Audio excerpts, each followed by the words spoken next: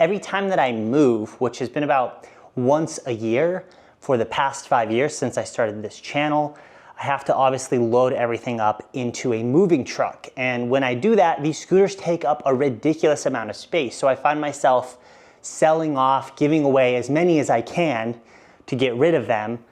So I only keep the ones that I really, really like or that I know I want to use for future videos. So when I moved here from California, I brought about, I want to say it was like 14-ish scooters, so less than 15 scooters. And since then, the collection has grown to well over 50. Now, I've started thinning down my collection again because it has filled up the garage, as you can see. And so before I continue to sell off these scooters, I wanted to show you guys all the scooters I have in my collection, why I have them, show you some of my oldest ones that I have, and then also tell you which scooters I'm currently riding the most, which ones I plan to keep, and yeah, hopefully give you a little bit of insight into each one of these scooters in a very quick fashion. Hopefully quicker than, reviewing each one individually. Enjoy the video. Okay, as you can see here, we've got our wall of scooters. This is some just like industrial racks that came from a warehouse that was shutting down. My dad actually talked to the guys and they just gave me all this shelving, and it's been absolutely amazing for scooters because I don't know how I would stand this many scooters up in this orientation. So if you have access to it or you're looking for a good way to store scooters, if you're a collector or something like that, this is the best solution I've found by far. So what you're gonna find on a lot of these shelves is the lighter scooters, the smaller ones. So we've got a KQi3 Max here. Now I had all of NIU's original Gen 1 lineup. You can see I have a KQi1 here as well. But then I did sell most of those because, again, space. And the KQi3 Max overall, I think was my favorite scooter from that generation. You can't get it anymore, I don't think. If you can, it's probably on sale. So if you want a fantastic scooter, one that still stands the test of time, like I want to say 22, 23 mile an hour top speed. It's got the super bulky build, super solid build. That is a fantastic one if you can still find it. Then obviously the KQi 300 has replaced that, and that's got the front suspension. And then here we've got a VMAX, VX5, I can't tell, they're all more or less the same. This is just like a lot of these lighter, smaller scooters are ones that kind of aren't worth the time to sell, if that makes sense. Like they're so well priced new that on the used market, they don't fetch very much money. And so they're kind of nice to just have as decor rather than needing to like liquidate them or whatever. Down here we have, this is called the Synergy something or other. This is a disaster of a scooter, and for one main reason. One, it has a solid rear tire. That's not even the worst part. Like, you could handle a solid tire. I actually don't mind solid tires, but the braking is only in the back. So what that means is that when you brake, when you press this lever here, you almost always lock up this back wheel, and the back wheel will slide out from under you every single time. So I crashed this scooter on my very first ride, and it's honestly a miracle I didn't get more hurt than I did, because the scooter just like popped out from under me instantly the very first time I braked from like anything over 20 miles an hour. And then we've got the Varla Eagle 1 version 2. I had the version 3 for a while, but that scooter was basically just this scooter, but like more expensive. It was one of the strangest upgrades that I have ever seen in the industry. And since then, Varla's gone really quiet. They've ghosted all my emails. I don't know if they're mad about the review. I think it's more likely that they're under some financial stress, which a lot of these brands are. This is the Eagle 1 Pro. This is a case of like, I've had this scooter for so long and I beat it up. I put a ton of miles on it. I've stolen the grips off of it here, so it's kind of gotten a bit beat up. And so because it hasn't had as much care as I would have liked to put into it, I'm not going to sell it. That's the case for a lot of these, is scooters I've had for a super long time, and because they've been neglected, I don't feel comfortable selling them. Here's Dualtron Victor. This is one of the most expensive scooters that I've purchased out of pocket. I've been extremely privileged, obviously, to be able to have most of these scooters sent to me for review. But the Dualtron Victor was, I mean, with all of the changes I made to get it to the point where I like it, I think I spent over $3,000 on it. And again, this is just one that I don't necessarily hate it, but as soon as I started riding other scooters in this price tier, it just made this one feel really underwhelming. So it's just been sitting there. I think it even has a flat tire. I need to go through and fix some of these flat tires. I've been having a lot of success with, what's it called? Armadillos. Armadillo sent out a package of all of their stuff, and I've actually been really liking it. You know, not sponsored, but yeah, it's been great. This is the new KQi 200F with the folding handlebars. This is Segway's new generation of electric scooters. I really like to hold on to New's current generation. I think I've got the 100 up here, yeah. Got the 100 up here. The whole New generation has suspension in the front, which I really like. And they've all been great scooters, and I've made a bunch of videos with them. And so they tend to fall under the same category of like not being able to fetch a ton on the used market, but they're such great scooters. And so I keep making videos with them. And so these will probably be around for a long time. Then we've got the original Segway E2. This is the Plus. No, this is just the regular E2. So this is, I guess, was a fantastic entry-level scooter. They've now replaced it with the E2 Plus second gen. It's literally the same scooter, but they just added front suspension. Oh, and they got rid of the base model E2, and they only have the Plus. The original E2 only went 12 miles an hour. The E2 Plus, that version, goes 15, and then that was the most popular version of the E2, and so they just turned it into one model with the E2 Plus second gen. Then we got the Yumi Raptor. I think this is one of the cheapest ways, at least cheapest quality ways, to go 50 miles an hour on an electric scooter. Sitting around like $1,500. Maybe, I think it's like closer to $1,400 right now. I've got a ton of miles on this, and some of my favorite rides I've done on this. So this is one that's going to hang around for a while. And I've got the dual chargers that they sent out. So the thing charges up really fast, really nice. And then the single motor eMove Cruiser. I'm personally not the hugest fan of the eMove Cruiser, unless because for me, getting a crazy amount of range is not like my #1 priority all the time. 20 miles of range is plenty. And then because I'm riding to film videos and riding for pleasure now, rather than necessarily needing to commute somewhere, that kind of is my limit for staying on a scooter anyway, about 20 miles, and I get fatigued and I'm ready to stop anyway. So this is great if you're someone who really wants the range. If you've got a $2,000 budget and you want the most range, get an eMove Cruiser or the eMove Cruiser 2. Where is it? This one right here. This is the dual motor version. Plenty of performance, but then also still ridiculous range. The suspension's not my favorite, which is why it's not a scooter that I love for recreational riding, but from a practical standpoint, scooter makes a lot of sense. We've got the Circuitor Land Turbo Pro. Like I said in my review of this, I think it offers really decent specs, great suspension for the price. My only gripe with it is this front, that front like stem portion is a little wiggly.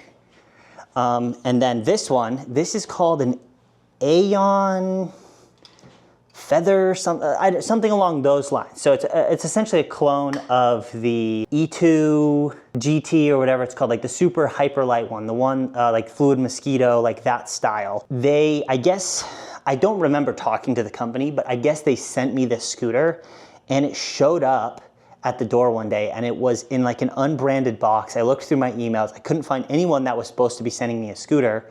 So it sat for a year, and then I finally opened it up and I was like, I don't remember this scooter at all. So I haven't ridden it. So it's just sitting there. The design is a little outdated, so it really isn't like something that I want to review. It just feels a little underwhelming. So that will probably sit there for a while until I get up till I find the time to talk about it, if I ever do. We've got the OG Pegasus, Varla Pegasus down here with the solid tires. I really like the solid tires on this, but I understand that like once this tread wears off, like that's kind of it. Like you'd have to essentially order completely new hubs or find a way to put solid tires on this thing. So I understand why they discontinued it. They've got just the 9-inch version. And because I had two, I sold the 9-inch version to a kid that had saved up some money for a scooter. And I think it's still serving him well. So I'm really, really happy that found a good home. We got another old one, Cabo Mantis 8-inch wheels. This was kind of the redemption Mantis for me because I had the original Mantis, like the 10-inch Mantis, first gen. I had a ton of issues with that. And I had a bit of conflict with the distributor who was angry about my videos talking about my issues with it. But this new gen design with the better like stem clamp and more solid design, this 8 was great, and I recommended this one for a really long time. But people get really confused when they see my channel where I talk about all my issues with the Cabo Mantis, and then they see this 8, and I'm recommending the 8. They don't realize that they're separate scooters. This is another one that the price on this new is so good that and I liked the scooter so much that it's just been sitting here forever, and it will probably be one that I hang on to for a long time. And then we have the Holy Grail, the original Varla Eagle 1. This is like one of the scooters that kicked off my channel. Again, like I have beaten the crap out of this. I mean, some of my videos that I used to do were ridiculous in this thing. Like I cannot believe this thing has not fallen apart. And so at this point, it's more of like a relic, a holy grail, you know, like it brings me good luck. I'm not going to do anything with this. It's probably just gonna sit on my shelf till I die. We got another VMAX here, completely indistinguishable from all the other VMAXs. It's either a VX2 or a VX5. Most of the VX models are good. So really can't go wrong with the VMAX. And then we've got another holy grail scooter here. This is the Nami Klima. This is another scooter that I'm never going to get rid of. I think it's one of the best scooters ever made. I honestly need to be putting more time on this scooter because it's really a sin that it sits here collecting dust. It really should be ridden because it is a scooter that was designed for riders. I think they're kind of hard to get a hold of now because I think Fluid Freeride's having financial issues, and I don't know if there's any other distributors that regularly have the Klima in stock. So if you can get your hands on one and it's in your budget, pull the trigger on it because it's a fantastic scooter. And then we've got the Circuiter Cruiser Pro. This is a good balance of price and features, and I don't necessarily think that it does anything amazing. I guess off-roading is probably its strongest point, but it's just a solid all-around scooter. I think it's like a really solid option at its, I want to say it's around $1,300, $1,200 price. Then we got the Segway F3, part of their new generation of electric scooters. I am waiting on the E3 to finally be released and to be able to get my hands on it, and then hopefully a GT3 Pro eventually. I've talked to Segway. So I bought the Max G3, and then Segway saw that video and sent me out the F3 to review. So that was nice that I didn't have to buy an F3. And I've asked them for a GT3 Pro. So we'll see if I can get my hands on a GT3 Pro. That'd be fantastic. And then this is a Navi ST3. This is the same people that manufactured the Xiaomi scooters, like the famous Xiaomi M365. And so they make great products here. This has like that like rubber cartridge suspension that like ramps up the elastomer. And that makes for a really comfy ride. It handles all the big bumps and stuff. And so this is a great competition for like New and Segway. It's nice to have another brand that has history and has a good reputation already kind of entering that like premium single motor budget space. Okay, here's a few of the big boys. This right now is my go-to fast scooter. This is the T-Wing Mars XT, 8,000 watts output. One of the fastest 0 to 30s I've ever tested. It's just rock solid, like the twin stem design just makes it so it has no wobble. And like that speed and then confidence at speed is like top tier priorities for me when I'm going out for a ride. And obviously it's gonna have a huge battery. I never have to like even think about where the battery's at. I can just go ride as long as I wanna ride and come back and it's got plenty of battery. So that's why I find myself when I do rides for fun, which honestly is rare now because of how many scooters I'm testing, but like that's my go-to. That or this Max Fun 10 Max. Really, really like this scooter. I think people get a little hung up on the 10-inch wheels, but honestly at speed, it is extremely stable. And I think people over-exaggerate the difference in size between 10 and 11 inches. I really don't think it makes as much of a difference as you think if it has really good suspension and it's, you know, built correctly. And then we got Apollo Phantom 2.0. This is just such a good looking scooter. Do I think it's a little overpriced? Yes, but in terms of aesthetics, it's like a scooter that you just are like happy to have sitting in your garage because it looks so good. And then we have this absolute monstrosity. This is, oh gosh, let me try to think of the brand name. Cycleboard.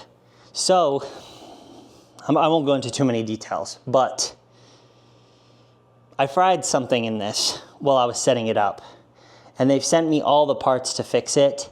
And I've tried swapping everything out and nothing will get this thing to work. So I might just have to ship it back to them, but it is ridiculously bulky. I was so excited to ride this thing and I'm pretty sure it was my fault. I'm pretty sure I messed something up when I was connecting all the wires and shorted something or something along those lines. But eventually I will see this thing go. Once I find the time to get it fixed. Okay, now we have the stack of scooters in the middle. These guys are out and together because they're all around that $1,000 price point, and I am currently working on a video going over my favorite $1,000 scooters. So these are all in consideration, as well as every other scooter I've ever reviewed around $1,000. That video will be coming out eventually. I do have some other reviews on the way that I'm going to be doing first, but real quickly here, we got the Apollo Go. Let me do it from this side. So Apollo Go, again, Apollo just like masters of building beautiful scooters and fantastic price. I think this thing's down to $900 right now. And I don't know if that's because they're planning to upgrade it soon or release a new model or what, but yes, very, very competitive price. I think this is a great dual motor option. Then you've got the KQI 300X. Again, we've already talked about the KQI models. They're all good. They're genuinely all good. Once again, KQI Air. This is the regular, not the Air X. This is made of carbon fiber. It's like, I think, the lightest adult electric scooter in the world. So if you want portability, pretty much nothing better at $1,000. VMAX VX2 Extreme, I think. Once again, hard to differentiate all these VMAX models. This is the one that has a ton of power for the price and no suspension. I still think that if you like the power at the price and you like the portability, still think it is a great option. Then you got your Segway, you got your Max G3, just an absolute classic, just a scooter that I'm just probably gonna hold on to forever because it's just good. The original Max is still good, the Max G2 is good. Just a great scooter. I do think its current price right now of $1,200 is not super competitive. There's going to be people that buy it because it's a Segway, obviously, but I got mine for $900 on pre-sale, and I feel like that was maybe a little cheap, but like $1,099, you know, $1,100 instead of $1,300 or $1,200. Much better price for this. Then you got your awesome DT2 Pro. This is a fantastic scooter around $1,200. I just released my review for it. In terms of like performance and also even aesthetics, I think it's a fantastic looking scooter, but in terms of performance, it's very, very hard to beat at the price. The same goes for the awesome L2 Max. Again, this thing I think is $900, which is ridiculous. $900 for a scooter that goes, I think I tested it at like 35, 36 miles an hour. Awesome's getting really popular with kind of the younger scooter rider crowd because it offers so much performance, especially compared to the cost of like an e-motor or something. And then this is my current review, the Splash Thunder. We're also looking at this thing. This is called the Zippy Pro. It's a wireless charger and a phone mount. Really been liking that. I'm gonna dive a little bit deeper into that in my full review. But again, Splash Thunder, $9.99. Fantastic looking scooter.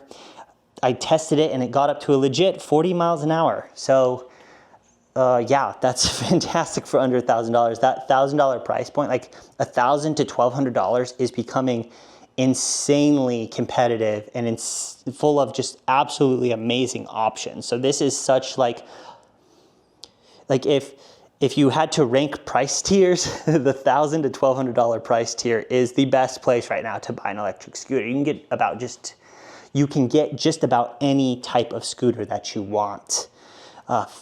Get any of your needs. And then a quick look at upcoming reviews. Highboy Max Pro. Highboy is back on the channel after a while. And then we also have another Yumi scooter. This is the X11 Plus, I believe. So a similar price to this Yumi Raptor and similar specs. So it'll be interesting to see the difference in how they feel and the other differences between them, because I think Yumi has like 3 electric scooters around $1,500 right now. But yeah, I think that's just about it. I hope this was interesting. If you're watching this and you probably made it all the way to the end, here's a look at all the scooters. Let me know if you have any questions down in the comments. Let me know what scooter brands you want to see. Teveron just reached out to me, so I think I'm going to review one of their Blade scooters and hopefully some other of their models in the future. But yeah, if there's any other brands that you feel like are really missing from my reviews, go ahead and let me know, because I want to know what you guys want to see. You can see that I am hot. It's 2 a.m. and I'm still sweating. That's Vegas for you. So thanks for watching, and I will see you in the next video.